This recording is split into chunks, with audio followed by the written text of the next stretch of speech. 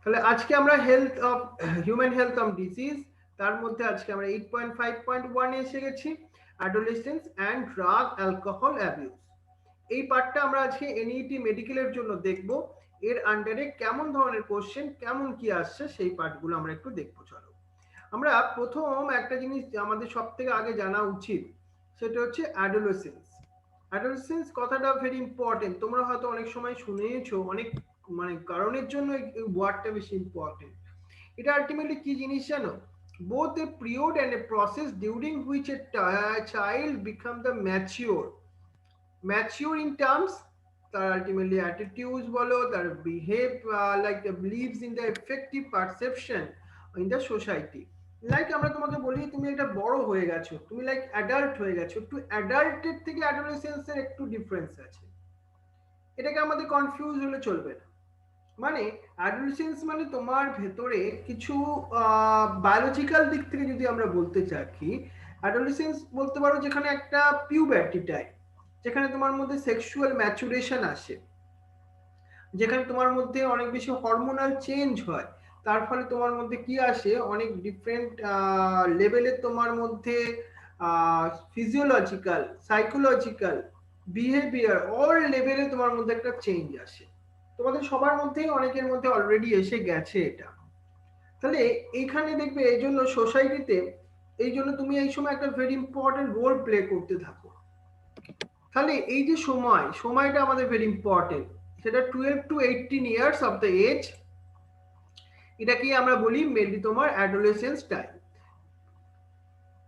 অনেক সময় তুমি কোনো কোনো বইতে দেখবে সেটা 13 to 19ও লেখা থাকতে পারে, কিন্তু আমরা ইনিটিভ পার্সপেক্টিভ ভিউ থেকে আমরা 12 to 18 এজটাকেই বলবো। এটাকেই আমরা অ্যাডোলেসেন্স পিরিয়ডের কথা বলবো। তাহলে অ্যাডোলেসেন্সটাকে আমরা এখন ডিফাইন করছি, কোনটাকে আমরা বয়স সন্ধিকাল বলছি, মানে অ্যাডোলেসেন্স বলছি। মানে অ্যাডোলেসেন্স অনেকটা কি একটা ব্রিজের মতো কাজ করে না? ব্রিজটা কার কার মধ্যে? ব্রিজটা হচ্ছে তোমার চাইল্ডহুডের সঙ্গে অ্যাডাল্টহুড, মানে তুমি ছোট ছিলে, তার সঙ্গে তোমাকে তুমি বড় হতে চলেছো, এই দুটোর মধ্যে একটা ব্রিজ তৈরি করে দেয় এই অ্যাডোলেসেন্স টাইমটা। বলতে পারো জীবনের সব থেকে বেশি ইম্পর্টেন্ট টাইম কিন্তু এই অ্যাডোলেসেন্সই, কারণ এই সময় তোমাকে জীবন একটা গড়ার সময়। এই সময়টা মানে এই সময়টাই তোমার জীবনে অনেক কিছু এফেক্ট, সেটা সারা লাইফে একটা বড় ইম্প্যাক্ট ফেলতে থাকে। তাহলে adolescence ultimately accompanied by the several biological and the behaviour change. তোমাদের অনেকের মধ্যে দেখবে অনেকের ডিফারেন্ট টাইপের বিহেভিয়ার, এক একজনের কথা বলার ধরন আলাদা, এক একজনের অ্যাটিটিউড আলাদা, মানে এক একজন কথা বলার ধরন আলাদা, সবকিছু আলাদা না? স্বাভাবিক, সেটা অস্বাভাবিক কিছুই নয়। কিন্তু এর পেছনে ডিফারেন্ট বায়োলজিক্যাল অনেক কিছু চেঞ্জ ঘটেছে তোমার মধ্যে, সেটা কিন্তু এই অ্যাডোলেসেন্স টাইমেই ঘটেছে। অনেকের বিহেভিয়ার চেঞ্জ ঘটেছে, মানে অনেকে হয়তো দেখবে তার বাবা মায়ের সঙ্গে একটা সময় গল্প করতে ভালোবাসতো, একটা সময় তারা বন্ধুদের প্রতি অনেক সময় একটুখানি বেশি অ্যাট্রাকটিভ ফিল করতে থাকলো, অ্যাট্রাকশন ফিল করতে থাকলো, right? So adolescence does is a ultimately very valuable phase to mental and psychological development of the individual। এইখানটা আমরা সব থেকে বেশি জোর দেবো, যেটা হচ্ছে মেন্টাল অ্যান্ড সাইকোলজিক্যাল ডেভেলপমেন্ট। হয়তো তোমাদের জোর দেওয়ার কথা নয়, আমি যেহেতু অ্যাজ এ সাইকোলজিস্ট সেই হিসাবে আমাকে কাউন্সিলিংও করতে হয়। এই সব থেকে বড় বেশি বলতে পারো আমি কাউন্সিলিংও করেছি আমার লাইফে, সেটা কিন্তু এই টিনেজার্সদের, মানে অ্যাডোলেসেন্সদের। তাদের অনেক অনেক সমস্যা তৈরি হয়, মেন্টাল সমস্যা, এবং তাদের বিহেভিয়ার, যেটা বাবা মার সঙ্গে অ্যাডজাস্টমেন্টের সমস্যা। সো এই সময়টা ভেরি ইম্পর্টেন্ট, মেন্টাল এবং psychological development of the individual, যেটা অ্যাডোলেসেন্স টাইমটা very very important role play করে। এই সময় তোমার রোল কেমন হবে, তোমার বাবা মায়ের রোল কেমন হবে, সেটা কিন্তু, এবং তোমার ফ্রেন্ডস এর রোল কেমন হবে, সেটা কিন্তু তোমার লাইফে খুব বড় ইম্প্যাক্ট ফেলে। তাহলে এটাই আমাদের প্রথম যে প্যারাগ্রাফ, এখান থেকে কোশ্চেন আসার জায়গা কিন্তু এই সাইকোলজিক্যাল ডেভেলপমেন্ট বা মেন্টাল ডেভেলপমেন্ট গুলো, যে বিহেভিয়ার চেঞ্জ সেই ব্যাপারগুলোকে আসছে, বা তোমার ওই টাইম পিরিয়ডটা কোশ্চেন হতে পারে আমাদের মধ্যে। কিছু question statement basis, very easy question. বুঝে গেছে ব্যাপারটা? এবার দেখো, এবার আমরা আসি পরের টপিকটার মধ্যে, পরের টপিক নয়, পরের প্যারাগ্রাফটার মধ্যে আসি। কিন্তু দেখবে এই সময়টায়, এই যে যখন তুমি অ্যাডোলেসেন্স সময় আছো, তখন কিউরিসিটি, এটা ভেরি ইম্পর্টেন্ট। দেখো, মানে একটা কোনো কিছু জানবার শেখবার আগ্রহ, needed to adventure and the excitement and the experimentation constitute the common cause which motivate the youngest বলতে পারো towards the drug and the alcohol use।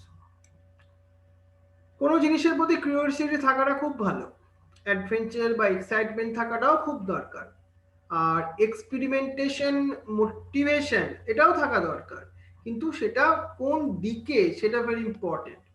কিন্তু সব জিনিসেরই একটা গুড এফেক্ট, একটা গুড সাইড আর একটা ব্যাড সাইড আছে। তোমরা যে মোবাইল ফোন ইউজ করছো, অনেকের এই মোবাইল ফোন ইউজ করে দেখো, অনেক গ্রামের আমার স্টুডেন্টরা আজকে মেডিকেল লেভেলের ক্লাস করার সুযোগ পাচ্ছ। অনেক আবার এই স্টুডেন্টই আছে যারা তোমার এই মোবাইল ইউজ করে সেটাকে তার টাইম নষ্ট করার একটা হাতিয়ার হয়ে গেছে, মানে ওয়েস্ট অফ টাইমের একটা টুলস হয়ে গেছে। সেই ধরনেরই এই কিউরিওসিটি বা নিডস ফর অ্যাডভেঞ্চার্স, এইগুলো কিছু কিছু আলটিমেটলি যারা ইয়ংস্টার্স, যারা অ্যাডোলেসেন্ট স্টেজে আছে, তাদেরকে ড্রাগ বা অ্যালকোহলের দিকেও ঠেলে দেয়। ভালো দিকও আছে, খারাপ দিকও আছে। আর দেখো, a child ultimately naturally curiosity to motivates him or her to experiment, মানে কোনো জিনিস খেলে বা কোনো জিনিস দেখলে কি হয় সেটা জানার খুব ন্যাচারাল কিউরিওসিটি, এটা থাকাটা কিন্তু খুব মানে উচিত। মানে একটা বাচ্চার মধ্যে সব থেকে বেশি কিউরিওসিটি থাকে দেখবে, তারপর আস্তে আস্তে আমরা যত বড় হতে থাকি তখন কিউরিওসিটিটা আস্তে আস্তে কমে যায়।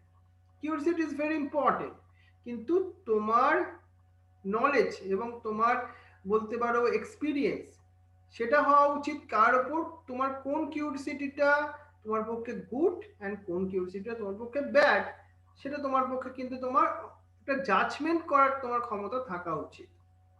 তোমার যখন মনে হয় এখন যেমন খুব একটা কোল্ড টাইম, ঠান্ডার টাইম, তোমার যদি মনে হয় এই সময় তুমি ছাদে ঘুরতে থাকো, ছাদে এখন খুব ঠান্ডা লাগাও, তোমার কি করা উচিত?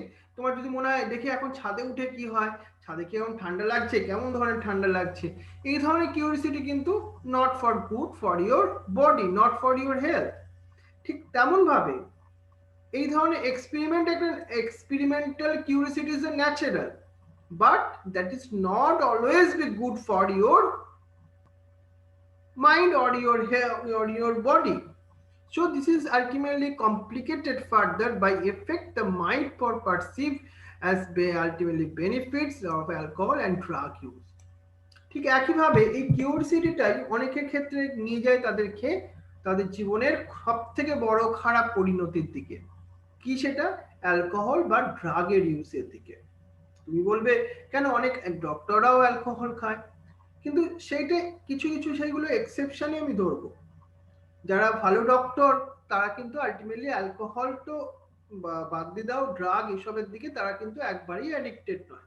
তুমি হয়তো খুব ফিউ ডক্টরের নামই জানো, তারা হয়তো মেবি অ্যালকোহলের প্রতি অ্যাডিক্টেড হতে পারে, বাট 90% ডক্টরই কিন্তু এগুলোর প্রতি অ্যাডিক্টেড নয়। সেটা হয়তো তোমার নলেজে নেই, বুঝতে পারছো? তাহলে এই জিনিসটা তোমাকে ভালো করে মাথায় ঢোকাতে হবে। এবং শুধু তাই নয়, তোমার বডিতে এটা হার্মফুল এফেক্ট করে, কেমন ভাবে করে সেটাও তোমাকে শেখাতে হবে। So thus the first use of drug or alcohol may be out of curiosity or the experimentation. এটা very important। প্রথমবার কেউ ড্রাগ বা অ্যালকোহলে অ্যাডিক্টেড বলবো ভুল, ফার্স্ট ইউজ বলাটা ভালো। কেন হয়? এটা একটা কোশ্চেন হওয়ার জন্য ইম্পর্টেন্ট। তাদের কিউরিওসিটি আর এক্সপেরিমেন্টেশনের জন্যই তারা ফার্স্ট ইউজ করে। তারা দেখতে চায় এই অ্যালকোহল খেলে কি হয়, বা খেয়েই দেখি, ড্রাগ একবার ইউজ করেই দেখি। কিন্তু আমি তোমাদের অ্যাডভাইস করব এটাকে ফার্স্ট ইউজই করতে নেই। জীবনে সবকিছু হয়তো না করাটাই ভালো, তাই না? এর মধ্যে এই অ্যালকোহল বা ড্রাগ তোমার এক্সপেরিমেন্ট বা কিউরিওসিটি না আনাই তোমার পক্ষে better. But later the child start using these ultimately escape the facing the problem.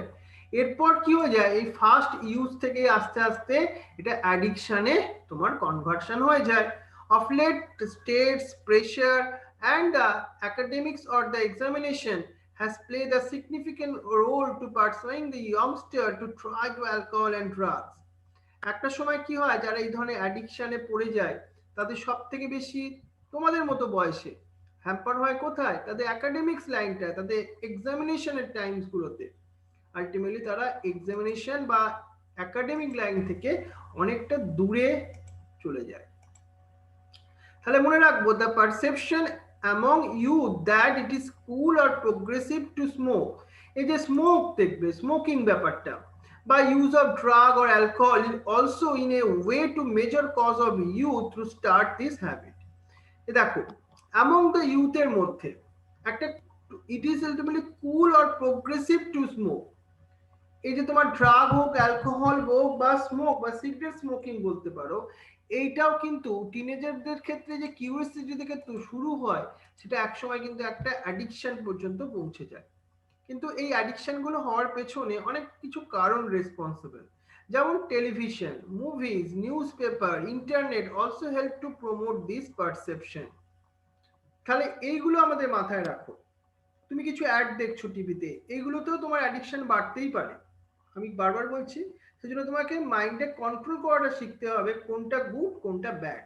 এটাই আলটিমেটলি এডুকেশনের উদ্দেশ্য। এটাই এমসিকিউ কোশ্চেন হওয়ার জন্য কিন্তু এইখানটা আমাদের একটু মনে রাখতে হবে।